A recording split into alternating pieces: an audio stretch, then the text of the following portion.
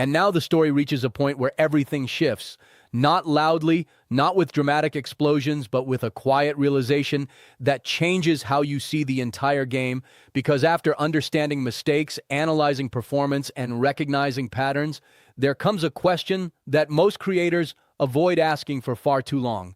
What am I actually building here? And that question matters more than any single video, because it defines whether your effort becomes scattered content or a powerful brand that grows over time. Because branding isn't something you add at the end, it's something you build from the beginning, even if you didn't realize it before, even if your previous content had no direction, because now with awareness, you have the chance to rebuild not just your channel, but the identity behind it. And identity is what separates channels that get ignored from channels that get remembered. Imagine opening YouTube and seeing two channels side by side, both talking about similar topics, both uploading regularly, but one feels random, inconsistent, almost like it's searching for direction, while the other feels sharp, focused, intentional, with a clear tone, consistent visuals, and a recognizable voice. And even before watching a single video, you already feel more comfortable clicking on one over the other, because your brain is wired to trust clarity and consistency. And this is where the idea of branding becomes powerful. It's not about making things look pretty, it's about making things feel familiar, because familiarity builds trust, and trust is what turns a casual viewer into a subscriber and eventually into someone who keeps coming back, not because they found one good video, but because they feel connected to the channel itself.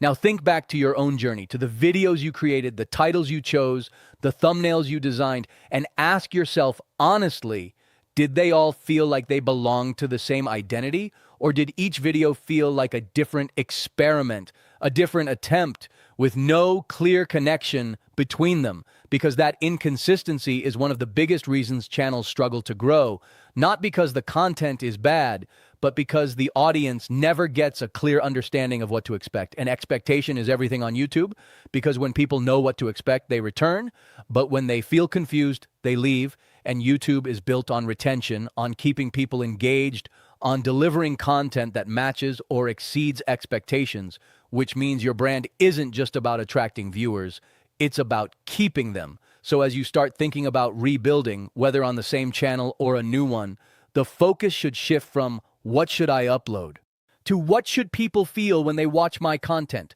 because emotions drive decisions and decisions drive growth. And if your content consistently delivers a specific feeling, whether it's motivation, curiosity, entertainment, or value, then your audience begins to associate you with that feeling. This is where many creators hesitate, because choosing a direction feels limiting, and they worry that by focusing on one style or niche, they might miss out on other opportunities. But in reality, the opposite is true, because focus doesn't limit you, it amplifies you. It makes your message stronger, your content clearer, and your brand easier to understand. Think of your channel as a signal, and the clearer that signal is, the easier it is for the right audience to find you. But if the signal is mixed, inconsistent, and unclear, then even great content gets lost in noise. And that's why some channels with fewer videos grow faster than channels with hundreds of uploads, because clarity beats quantity when it comes to building a brand. Now let's talk about identity, not just as a concept, but as a structure, because your identity on YouTube is built from multiple layers. Your tone, your topics, your editing style, your thumbnails, your titles, and even the way you communicate with your audience. And when all these elements align, they create a unified experience that feels intentional, and that intentionality is what people recognize. And recognition is the first step toward loyalty, because when someone can identify your content without even seeing your name, when they recognize your style in the middle of their feed, that's when your brand becomes powerful. Because now you're not competing for attention, you're already part of their mental shortlist. But building this kind of identity requires discipline, because it's easy to experiment, to change styles frequently, to chase trends without direction. But it's much harder to stay consistent, to refine one approach over time, to build something that grows stronger with each upload. And that's the difference between short-term activity and long-term success.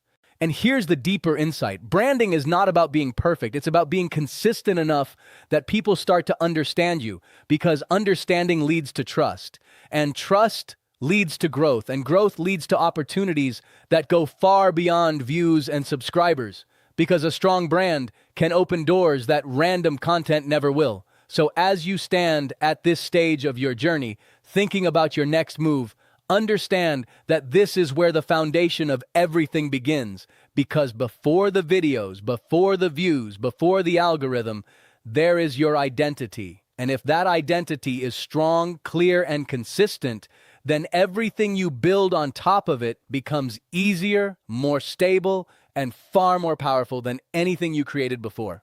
And in that realization lies the true shift, not just in your channel, but in your mindset, because now you're no longer just uploading videos. You're building something bigger, something intentional, something that has the potential to grow into a brand that people recognize, respect, and return to. And once you see your channel in that way, you can never go back to thinking of it as just another upload egg.